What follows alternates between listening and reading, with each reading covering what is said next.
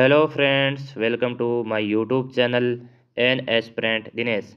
मेरे सभी यूपी वाले भाई कैसे हो? आई होप सभी अच्छे होंगे और आपकी तैयारी भी बहुत ही अच्छी चल रही होगी। तो दोस्तों, आज है 27 अप्रैल 2025। जैसे कि दोस्तों आप सभी को पता है, मैं हर संडे मैथ के 25 क्वेश्चन का एक बेहतरीन सॉल्यूशन आपको प्रोवाइड कराता हूँ। तो दोस्तों, इस चैनल पर अगर आप पहली बार हो तो इस वीडियो को कंप्लीट देखना, उसके बाद मेरे चैनल को ज़रूर सब्सक्राइब करना अगर दोस्तों मेरा वीडियो आपको अच्छा लगे और मेरा सॉल्यूशन अच्छा लगे। तो दोस्तों, आज बात कर लेते हैं अपन आज से क्या क्वेश्चन आपसे पूछे गए थे, कौन से क्वेश्चन आपको करने थे और कौन से नहीं। यहाँ दोस्तों मैं UP police, Delhi police, SSC, GD, army सबका सॉल्यूशन कराता हूँ हर संडे।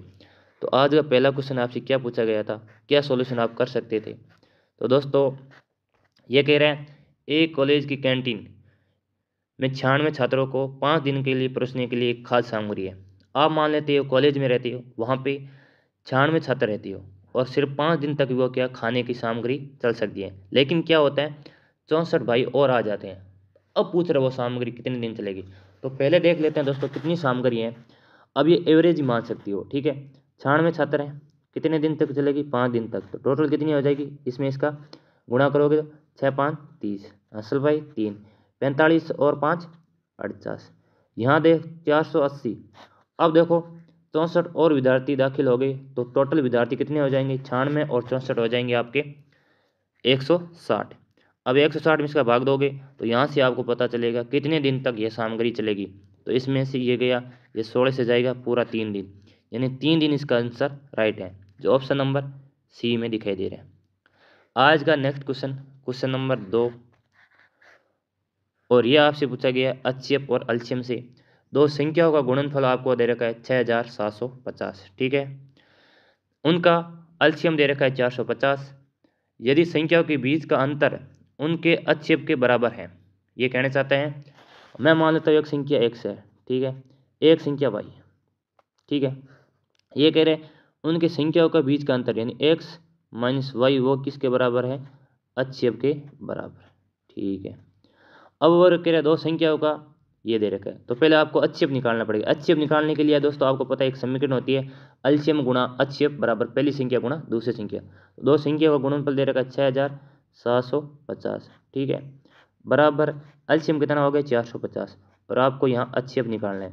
अब HCF निकालने के लिए क्या करोगे, इसमें इसका भाग दोगे तो 1 0 से 1 0 गया, ठीक है। ये 45 से जाएगा दोस्तों पूरा एक बार, ठीक है, फिर 5 बार, यानी HCF आपको यहाँ 15 मिल गया। HCF की वैल्यू यहाँ कितनी मिलेगी? 15 मिलेगी। तो इसका मतलब x माइनस वाई बराबर आपको 15 देखने को मिला। एक समीकरण और होती है HCF गुणा पहली संख्या गुणा दूसरी संख्या बराबर एलसीएम। तो जैसे ही दोस्तों आप x गुणा वाई करोगे और इसमें 15 का इसमें भाग दोगे तो 15 चौक 60, 15 5 75, ठीक है, और फिर 0।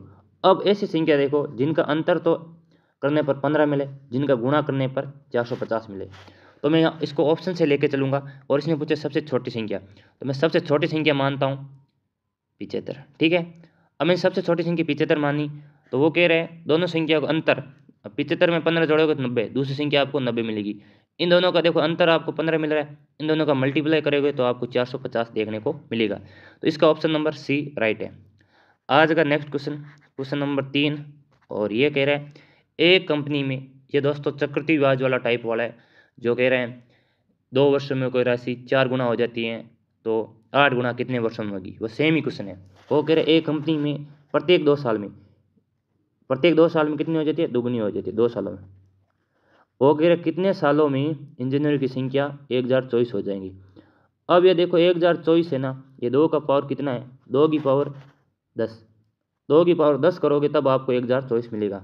अब आपको 10 की गुणा कर देनी है 2 में, तो यहाँ से आपको टोटल कितना मिलेगा? 20 सालों में क्या हो जाएगी वो संख्या? 1024 हो जाएगी, 1024 गुना हो जाएंगी। सेम वो चक्रवृद्धि ब्याज वाला है, ठीक है। आपको 2 की पावर 10 करोगे तो 1024 मिलेगा और 10 की गुणा 2 में करोगे तो यहाँ 20 वर्ष मिल जाएगा। आज का क्वेश्चन नंबर 4, और ये आपसे भाइयों पूछा गया है, ये रेशियो से पूछा गया है। 3 संख्याओं का योग आपको दे रखा है। पहली संख्या, इनका पहले सिंपल रेशियो बनाना है। पहली संख्या, ठीक है, दूसरी संख्या और यहाँ तीसरी संख्या। अब पहली संख्या 4:5 है, दूसरी संख्या 5:6। अब यहाँ से सिंपल रेशियो बना लो, यहाँ 5 लगा दो, यहाँ 5 लगा दो। अब दोस्तों 5 चौक 20, इसमें गुणा करोगे 25 और यहाँ 30। ये तो दोस्तों एक तरीका था बताने के लिए, लेकिन इसमें आप सीधा ही रेशियो बना सकते हो। यहाँ से मैं बताना चाहता हूँ, यहाँ 4:5 है, यहाँ ए बी मान लेते हैं, यहाँ बी सी, तो यहाँ बी आ रहा है, यहाँ बी आ रहा है, यानी 5:5, तो इसका रेशियो 4:5:6 रेशियो है। अब इन टोटल 15 का मान दे रखा है आपको 135 किसका मान दे रखा है, 15 का दे रखा है। पूछा किसका है आपको, 4 का पूछा, यानी पहली संख्या पूछी है, 4 का पूछा है। 15 नंबर 145, 9 की गुणा करोगे 4 में, तो यहाँ से आपको 36 देखने को मिलेगा, जो ऑप्शन नंबर बी में दिखाई दे रहा है। आज का नेक्स्ट क्वेश्चन नंबर 5 है। 25 क्वेश्चन है दोस्तों, एक बेहतरीन सॉल्यूशन आपको देखने को मिलेगा हर संडे। अंकित मूल्य पर 10% की छूट देने के बाद एक वॉशिंग मशीन का मूल्य कितना है, 28,800। यदि छूट नहीं दी जाती तो पहले दोस्तों आपको इसका अंकित मूल्य निकालना पड़ेगा। अब 10% की छूट दे रहा है, यानी 10 की चीज़ को 9 में बेच रहा है, 9 का मान दे रखा है आपको 28,800, ये 9 का मान दे रखा है और 10 का मान, ये दोस्तों आपका अंकित मूल्य मिल गया। अब इस अंकित मूल्य से आपको कह रहे यदि कोई छूट नहीं देता, इसका मतलब वो सामान इतने में बेचता, छूट नहीं देता, और कितने का लाभ का, 25% का, यानी, और आपसे पूछा वार्षिक क्रय मूल्य, 25% का मतलब 1/4, यानी 4 की चीज़ को वो कितने में बेचता, ये 5 का मान दे रखा है और आपसे पूछा है 4 का मान, ठीक है। अब इसको सॉल्यूशन करना है, ये सिंपल सॉल्यूशन था। आप इसको 100 मान के भी कर सकते हो। वो कह रहे हैं अंकित मूल्य पर, यानी 100 की चीज़ वो कितने में बेच रहे हैं, 90 में, ठीक है। अब 90 का मान आपको दे रखा है 28,800, 100 का मान निकालना था, फिर आपको 25% यानी 125 का मान इतना हो जाता, और 100 का मान फिर आपको निकालना था। तो यहाँ से सॉल्व करोगे तो ये जाएगा पूरा 2 बार, और इसको काटोगे तो ये जाएगा 9 3 27, 9 2 28 गुणा, ठीक है, और फिर 8 किस में मल्टीप्लाई करोगे तो 0 0 8 2 16, 24 1 25, यानी 25,600 उसका क्रय मूल्य है। वॉशिंग का क्रय मूल्य कितना, 25,600, जो ऑप्शन नंबर बी। आज का नेक्स्ट क्वेश्चन नंबर 6, और ये कह रहा है 60 ग्राम की मिश्र धातु में सोने और तांबे का अनुपात, ये भाई सोना है, ठीक है, 2:1 में सोना है, और फिर कह रहे हैं 1:2 बनाने के लिए इसमें कितना तांबा मिलाई। तो देखो सोने में तो कोई चेंज नहीं कर रहा है, तांबा का पूछ रहा है, तांबे मिला रहा है ना, सोना तो सेम है ना, इसका मतलब यहाँ 2 है तो यहाँ भी 2 होना चाहिए। इसको 2 बनाएंगे तो इसमें 2 की गुणा करोगे तो इसमें भी 2 की गुणा करोगे तो यहाँ 4 हो जाएंगे। यहाँ से 2 से 2 आ रहा है, यहाँ 1 से कितना हो रहा है, 4 हो रहा है, यानी कितने की वृद्धि हो रही है, 3 की। अब दोस्तों वो 3 मिला रहे, अब 3 का मान बताना है। 3 का मान आपको दे रखा है 60, और वापस वो कितना मिला रहा है, 3 मिला रहा है, इस 3 से 3 गए, यानी 60 ग्राम मात्रा वो मिलाएगा तांबे की, तब जाके उनका रेशियो बनेगा 1:2, जो ऑप्शन नंबर सी में दिखाई दे रहा है। आज का नेक्स्ट क्वेश्चन नंबर 7, और ये आपसे पूछा गया डिविजिबिलिटी रूल नंबर सिस्टम से। यह कह रहा है 8 से विभाजित, तो 8 से अंतिम 3 अंक, अंतिम 3 ये जो को अपन x मान लेते हैं, x 8 4। अब यहाँ क्या मान रखे ताकि वो 8 से गुणित हो जाए। मैं पहले ऑप्शन उठा के देखता हूँ, 8 रखूँगा तो 8 नहीं जाएगा, तो ये नहीं हो सकता, 6 भी नहीं हो सकता। अब मैं 9 रखूँगा, जैसे ही मैं 9 रखूँगा तो 9 रखने से पूरा 8 से जाएगा, तो x का मान यहाँ से आपको 9 मिल जाएंगे, यानी जो हैश है वहाँ आपको 9 रखोगे तब जाके आपका सही हो जाएगा, ऑप्शन नंबर सी। आज का नेक्स्ट क्वेश्चन नंबर 8, और ये आपसे बोर्ड मास से पूछा गया। मैं एक बार फिर बताना चाहता हूँ बोर्ड मास का नियम क्या कहते हैं। ये भाई बोर्ड मास है, तो इसको अच्छे से समझ लो, क्योंकि यहाँ से प्रश्न एक जरूर आएगा एग्जाम में। पहले आपको ब्रैकेट सॉल्व करना है, ठीक है, फिर आपको ऑफ यानी का, ठीक है, डी डिवाइड, ठीक है, भाग, मल्टीप्लाई गुणा, एड प्लस और एस माइनस करना है। सबसे लास्ट में आपको घटाव करना है, ठीक है। अब जैसे इसको सॉल्यूशन करोगे ब्रैकेट को, तो सबसे पहले ये ब्रैकेट सॉल्यूशन करना है, 16, ठीक है, माइनस का 24 और माइनस का 2, माइनस का 24 और माइनस का 2 हो गया 26, और माइनस का 26 में से प्लस का 10 16 जाएगा तो यहाँ से माइनस का 10 मिलेगा, ठीक है। अब माइनस का 10 यहाँ मिला और बाहर आएगा तो ये प्लस का 10 हो जाएगा, ठीक है, यहाँ आपको 14 मिल गया।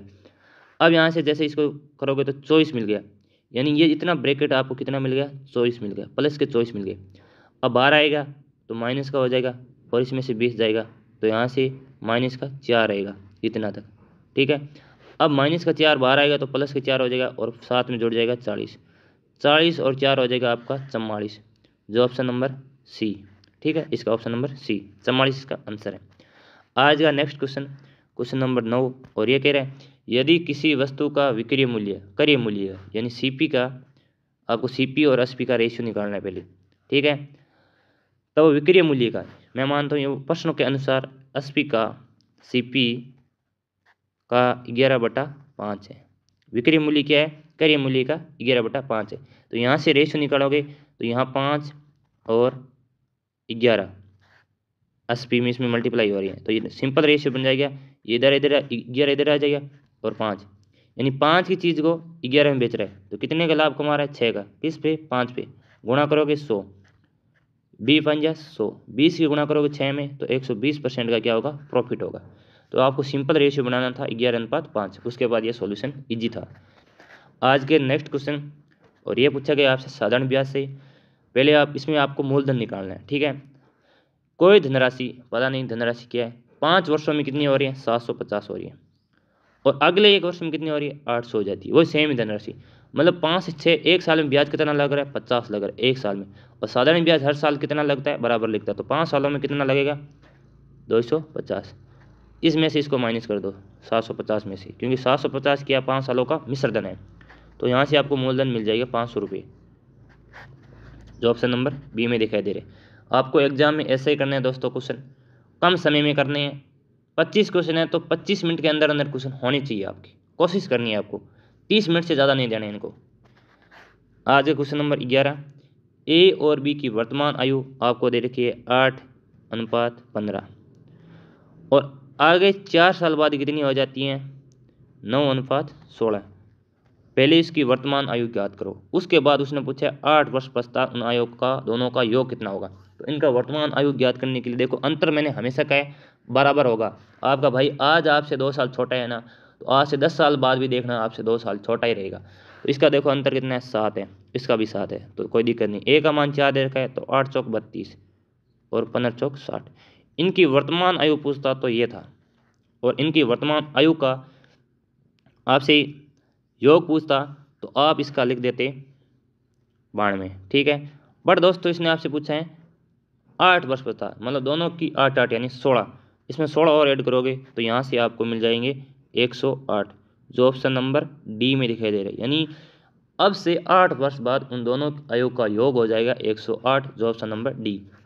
आज का नेक्स्ट क्वेश्चन, क्वेश्चन नंबर 12, अगर एक निश्चित राशि 4 वर्षों में 2% यानी आपको साधारण ब्याज और चक्रवृद्धि साल का 2 साल का आपको फॉर्मूला पता होना चाहिए। मैं एक बार बताना चाहता हूँ, अगर आपको 2 साल का दे रहा है यानी 2 ईयर का अगर अंतर दे रखा है, ये प्रश्न आएगा तो आपको क्या करना है? PR² बट्टा 100 गुणा 100।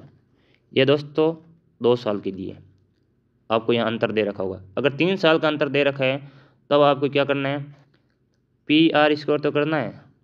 ठीक है, कोष्टक 300 प्लस R, ठीक है, बट्टा 100, 3 बार 100 लिख देना है। ये दोस्तों एक फॉर्मूला होते हैं और इससे आपके क्वेश्चन इजी बन जाती हैं। इसके अलावा आपसे कुछ नहीं पूछेगा। ठीक है, तो ये फॉर्मूले हैं और 3 साल का अपन को इसमें 2 साल का यूज करना है, तो इस 3 साल को हटा देते हैं। अब 2 साल का यूज करना है। अंतर दे रखा है आपको 24, मैं बता देता हूँ आपको यूज करना। मूलधन आपको निकालना है, मूलधन x मान लिया, R² यानी 16 बट्टा 100 गुणा 100। यह जा रही 4 बार, यह जाएगा पूरा 25 बार, यह जाएगा पूरा 25 बार। 25 गुणा 25 हो जाएगा 625। अब 625 में आप गुणा करोगे 24 की, तो यहाँ से आपको मिलेगा, सिंपल इसको गुणा कर लेना। 625 में आप 24 की गुणा करोगे तो यहाँ से आपको 15,000 देखने को मिल जाएंगे। ठीक है, आज का नेक्स्ट क्वेश्चन, क्वेश्चन नंबर 13, जो है परसेंटेज से। जब किसी संख्या के, कोई संख्या x है, उसका 40%, 40% कितना होते हैं? आप सिंपल ही बना लो, 40% यानी 40/% हटेगा 100, माइनस करना है 40, तब आपको कितना मिलेगा? 40 प्राप्त होते हैं। तो यानी वो x का मान पूछ रहा है आपसे। ये माइनस का 40 इधर आएगा तो प्लस का 80 हो जाएगा। अब यहाँ x 1 0 से 1 0, ये 2 और ये 5, 2/5 यहाँ से मिल गया। अब आ जाएगा 2 से पूरा कितनी बार, 40 बार। अब 40 के गुणा करोगे 5 में तो यहाँ से आपको 200 देखने को मिलेगा, जो ऑप्शन नंबर डी में है। तो इसका आंसर हो जाएगा 200। आज का नेक्स्ट क्वेश्चन, और यह आपसे पूछा गया है, अनुपात में पूछा गया है। पहले आपको द्वितीय अनुपात और तृतीय अनुपात आना चाहिए, यानी इसमें आपको 2 चीज़ें पूछ ली है, मध्य अनुपात, तृतीय अनुपात, चतुर्थानुपात। तीनों के फॉर्मूले में आपको एक बार बता देता हूँ। आपसे पूछा है माध्यानुपातिक, तो माध्यानुपातिक होता है √a गुणा b, ठीक है। तृतीय अनुपात क्या होता है, b² a। और चतुर्थ अनुपात क्या होता है, b गुणा c/a। ये तीनों फॉर्मूला आप कॉपी में नोट कर लेना, यहाँ से प्रश्न आपको जरूर देखने को मिलेगा। तो मैं आपको पहले इसका माध्यानुपात निकालते हैं। जैसे ही 7 में 28 की गुणा करोगे तो यहाँ से आपको मिलेगा 196, और 196 किसका स्क्वायर होता है, 14 का, ठीक है। और आपको पता है नीचे 10 आया, 10 आया 100 किसका होता है, 10 का, ठीक है। यहाँ से आपको रेशियो मिल गई है, ठीक है। इसी प्रकार तृतीय अनुपात निकालोगे, 25 की गुणा करोगे, इसी प्रकार आप तृतीय अनुपात निकालोगे तो 35, 20² यानी 2 बार 35 लिखोगे और बट्टा 25, पॉइंट हटेगा तो एक नीचे आ जाएगा 10, और इस 10 से ये 10 गया, ठीक है।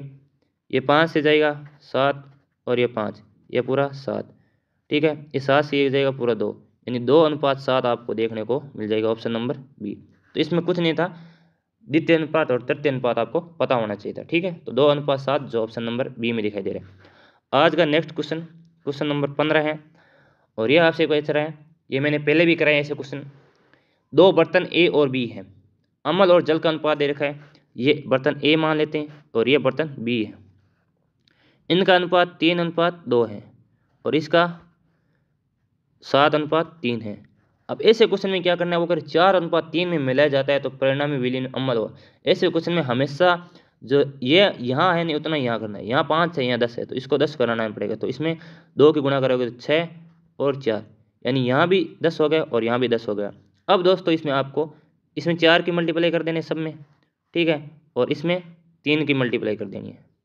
अब करोगे 6 चौक 24, 16 और यहाँ 21 और 9, 21 और 24 जोड़ोगे तो यहाँ से आपको मिलेगा 45, ठीक है।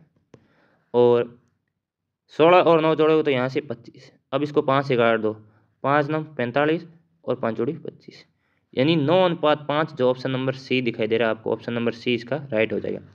आज का नेक्स्ट क्वेश्चन, क्वेश्चन नंबर 16। एक लंबवर्तीय बेलन का व्यास 14 सेंटीमीटर दे रखा है, ऊंचाई दे रखी है 2 सेंटीमीटर, उसका वक्र पृष्ठीय क्षेत्रफल। मैं फिर कह रहा हूँ, मेंसुरेशन के फॉर्मूले याद कर लो, फ्री के नंबर है आपके अगर आपने फॉर्मूले याद कर लिए। तो बेलन का वक्र पृष्ठ होता है 2πr(h). बेलन का वक्र पृष्ठ क्या होता है, 2πr(h) प्लस संपूर्ण पृष्ठ 2πr(r+h), और इसका योग पूछा है। तो मैं इसमें 2πr, इसमें 2πr सबको कॉमन लेता हूँ, तो पाई का मान रखूँगा 22/7। आर कितनी मिल जाएगी मुझे, व्यास का आधा होता है त्रिज्या, तो आर मिल जाएगी 7, और एच इसमें कॉमन आ जाएगा, एच यहाँ 2 है और इसमें 7 और 2 9, ठीक है। अब इसको सोल्व कर लो, 7 से 7 गया, 44 में गुणा करोगे 11 की, तो यहाँ से मिलेंगे आपको 484, जो ऑप्शन नंबर ए में दिखाई दे रहा है। आज का नेक्स्ट क्वेश्चन, क्वेश्चन नंबर 17 है। कोई व्यक्ति किसी वस्तु को एक निश्चित मूल्य पर बेचकर 15% का लाभ कमा रहा है। 15% का मतलब फ्रैक्शन आपको नहीं पता है, तो 15% का फ्रैक्शन होती है 3/20, यानी 20 की चीज़ को वो 23 में बेच रहा है, इसलिए इसको 15% का प्रॉफिट हो रहा है। यदि इसे दुगुना मूल्य पर बेचता है, यानी वो कह रहे हैं अगर उसका विक्रय मूल्य दुगुना हो जाता, 23 का दुगुना होता है 46, तब उसका प्रॉफिट कितना होता। 6 तो 26 का प्रॉफिट हो रहा है, किस पे, 20 पर, गुणा करोगे 100। अब इसको काटोगे 1 0 से 1 0 का 2 से जाएगा पूरा 13 बार, 13 के गुणा करोगे 10 में, यानी 130, यानी 130 का क्या हो रहा है, इसको प्रॉफिट हो रहा है। अब 130% का लाभ हो जाएगा। आज का नेक्स्ट क्वेश्चन, क्वेश्चन नंबर 18। यह क्वेश्चन कह रहे हैं एक कक्षा में सभी 60 छात्र गणित की परीक्षा में शामिल हुए, तो इसमें आपको एलिगेशन लगाना है। कुल छात्र कितने हैं, 60 हैं, और 25 छात्रों का औसत कितना है, यहाँ 96 25 छात्रों का, और 6 छात्र 84 है, 6 छात्रों का 84 औसत है। अब मैं क्या करूँगा, ये बीच वाला आपको निकालना है। यहाँ 25 आ गए, अब 60 में से 25 यहाँ आ गए, तो यहाँ आपको दोस्तों देखने को मिलेंगे 35। ठीक है, अब यहाँ से देखो ये जाएगा 7 और यहाँ 5। अब इसकी इसमें गुणा कर दो और इसकी इसमें गुणा कर दो, फिर इसमें 12 का भाग दे दो। 6 पंजे 30 यानी 480। ठीक है, और 7 चौक 28, 56 और 57 58। अब इसमें देखो 8 8 8 16 और 9 10। अब इसमें इसका भाग दोगे 12 का, तो 12 8 96, फिर 12 नंबर 108 89 ऑप्शन नंबर ए में दिखाई दे रहा है। तो इसमें आपको एलिगेशन लगाना था, यहाँ आपको मान मिल जाएगा 89। आज का नेक्स्ट क्वेश्चन नंबर ए दी गई तालिका 5 विषयों में 4 छात्रों को द्वारा प्राप्त अंक दिखा रही है। 4 छात्र कौन कौन से, P1 P2 P3 P4। अब प्रश्न कह रहा है P4 के कुल कितने % प्राप्त हुए। एक विषय में 100 नंबर है, तो 5 में टोटल 500 नंबर हो गया। यानी आप परीक्षा दे रहे हो, 5 सब्जेक्ट है, 500 नंबर की परीक्षा है। P4 का ये है, तो इसको आप जोड़ोगे, तो P4 के टोटल जोड़ने के लिए 7 और 1 8 8 8 16 16 और 5 21 और 22 23, असल पाई 2 लग गई। ठीक है, अब 2 लगी तो 9 9 18 19 20 20 और 25 6 31। ठीक है, और टोटल मार्क्स कितने हैं 500 में से, % निकालने, ये 500 % निकालोगे ऊपर लगेंगे 2 जीरो।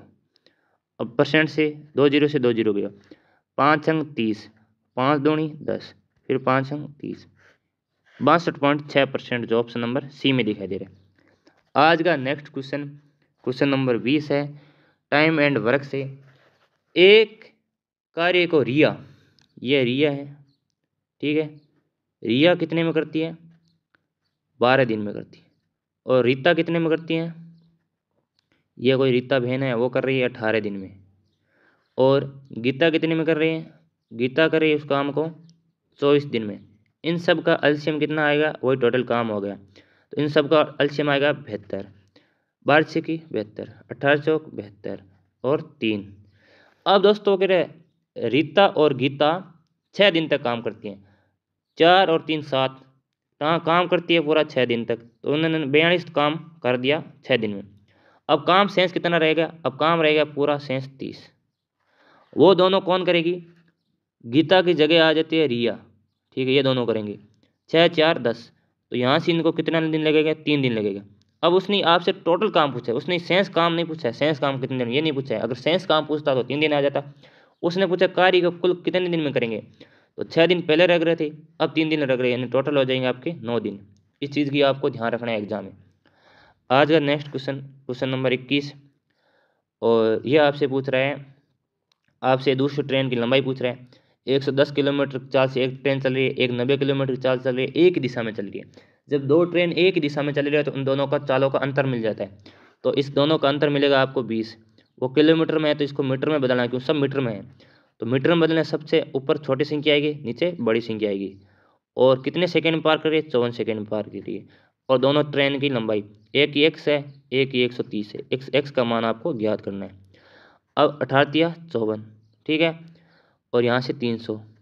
अब 300 में से 130 माइनस करेगा तो x का मान यहाँ से मिल जाएगा 170। 170 मीटर दूसरी ट्रेन की लंबाई है, जो ऑप्शन नंबर डी। आज का नेक्स्ट क्वेश्चन नंबर 11 है, और यह आपसे पूछा है, जब भी कोई चीज़ पिघलाई जाती है तो उसका आयतन निकला है उसका बराबर। तो एक नया घन बनाने के लिए 5 सेंटीमीटर यानी 5 का क्यूब होगा 125 आयतन का क्यूब होता है, भुजा का क्यूब, दूसरा 64 और तीसरा 27। इस सबको आप जोड़ोगे तो 216 मिलेंगे, और ये आपको भुजा क्यूब यानी जो एक घन बनेगा उसके बराबर। तो यहाँ से उस घन का मान मिल जाएगा आपको 6, यानी ए का मान कितना मिल गया, जो घन बना है उसकी भुजा का मान कितना 6 है। अब घन के विकिरण का मान पूछा है, घन का विकिरण होता है √3a। अब ए का मान आपको मिल गया 6, तो 6√3 आपको ऑप्शन नंबर ए में दिखाई दे रहा है, इसका राइट हो जाएगा ऑप्शन नंबर ए। आज का क्वेश्चन नंबर 23, और ये दोस्तों इसमें आपने थोड़ी बहुत गलती कर दी है, क्योंकि उसमें दोस्तों ऑप्शन नंबर बी और डी 2 है, आपने थोड़ा भी ध्यान नहीं दिया तो आपका ये क्वेश्चन गलत हुआ होगा। तो मैं बताना चाहता हूँ, सबसे पहले आपको इसको ब्रैकेट सॉल्यूशन करना है। तो अपन इसका ब्रैकेट सॉल्यूशन करने से पहले आपको यहाँ ये सॉल्यूशन करना है, ठीक है। ऑफ करोगे तो यहाँ से आपको मिल जाएगा दोस्तों 4 गुना 2, इस 2 से 2 ये जाएगा, फिर यहाँ से आपको मिल जाएगा 2 प्लस 3/2, ठीक है। अब इसको सॉल्यूशन करोगे तो यहाँ से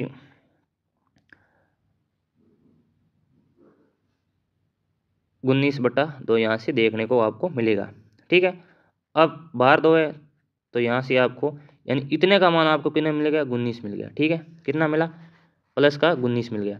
अब इसको आप सॉल्व करोगे तो दोस्तों ये ऑफ से 1 जाएगा, फिर 3 से यहाँ से आपको 2 प्लस यहाँ इतने का मान आपको मिल गया 1 और प्लस 19, तो 20 और 2 22, जो ऑप्शन नंबर डी है इसका, ना कि बी। आपने इस चीज़ को नोट नहीं किया होगा किसी भाइयों ने, मुझे लगता है काफ़ी ने नहीं किया, तो इसका ऑप्शन नंबर डी राइट है, ठीक है। आज का 24 नंबर क्वेश्चन है, 2 वृत्त की त्रिज्या 20 सेंटीमीटर और 15 सेंटीमीटर है। यदि एक तीसरे वृत्त का क्षेत्रफल दोनों वृत्त के क्षेत्रफल के योग के बराबर है तो उसकी त्रिज्या निकालनी। वृत्त का क्षेत्रफल होता है पाई आर स्क्वायर, तो मैं इसमें दोस्तों पाई कॉमन लेता हूँ, 22/7 पाई का मान, आर स्क्वायर मतलब 400 प्लस 225। अब तीसरे वृत्त के बराबर है, उसका 22/7 और आर का मान उसने पूछा है, आर स्क्वायर का मान। अब 22/7 से 22/7 इसको जोड़ोगे तो आपको 625 मिलेगा और वो आपको आर स्क्वायर बराबर मिलेगा। यहाँ से इसको हटाओगे तो रूट आ जाएगी, तो आर का मान यहाँ से आपको मिल गया 25 सेंटीमीटर, ठीक है। इसका 25 सेंटीमीटर राइट है। आज का नेक्स्ट क्वेश्चन और अंतिम क्वेश्चन ये कह रहे एक बाइक से, ये बाइक है, ठीक है, और ये बस है, इनकी चाल क्या है, यानी 5 से 6 है, ठीक है। 20% तेज दौड़ती है। दोनों एक ही स्थान से चलते हैं, मतलब एक ही स्थान से एक ही समय पर चलना शुरू करते हैं, यानी साथ साथ चलती हैं और एक ही दूरी भी सेम तय करती हैं और एक ही समय पर 60 किलोमीटर दूरी तक गंतव्य तक पहुंचती हैं। तो हालांकि बस जो 10 मिनट के लिए स्टेशन पर रुकती है, तो बाइक की चाल बताना है, यानी इस बाइक का चाल निकालना है। तो मैं इसको ऑप्शन से उठाऊंगा, तो ऑप्शन नंबर ए उठा रहा हूँ, मैं इसका 60 मान रहा हूँ, तो यानी बाइक की चाल मुझे 60 मिली, तो आपको मैं पूरा सेटिस्फाई करके बता रहा हूँ। दूरी कितनी है, 60 किलोमीटर, और चाल कितनी है 60, यानी 1 घंटा लग रहा है इसको बाइक से। अब बस से कितना लगना चाहिए, यानी 10 मिनट वो रुक रही है, यानी बस 50 मिनट में उस दूरी को तय कर रही है, जितनी दूरी इसको 50 मिनट में तय कर रही है। तो यहाँ से देखो, अगर बाइक की चाल मुझे 60 मिली है तो बस की चाल मुझे मिलेगी 72, ठीक है। अब मैं इसमें 60 का भाग दूंगा, तो यहाँ से अगर मुझे 50 मिनट मिल जाएंगी ना, 50, तो मेरा सही हो जाएगा। 12 5 60 और 12 6 72। अब मिनट में बदलने के लिए इसमें 60 के गुणा करोगे, तो यहाँ से मुझे 50 मिनट मिल गया। इसका मतलब ऑप्शन नंबर ए राइट है, ठीक है। ये दोस्तों इसको आप ऑप्शन से करेंगे तो अच्छा रहेगा, नहीं इसको आप तरीके से भी कर सकते हो, आपका आंसर आ जाएगा।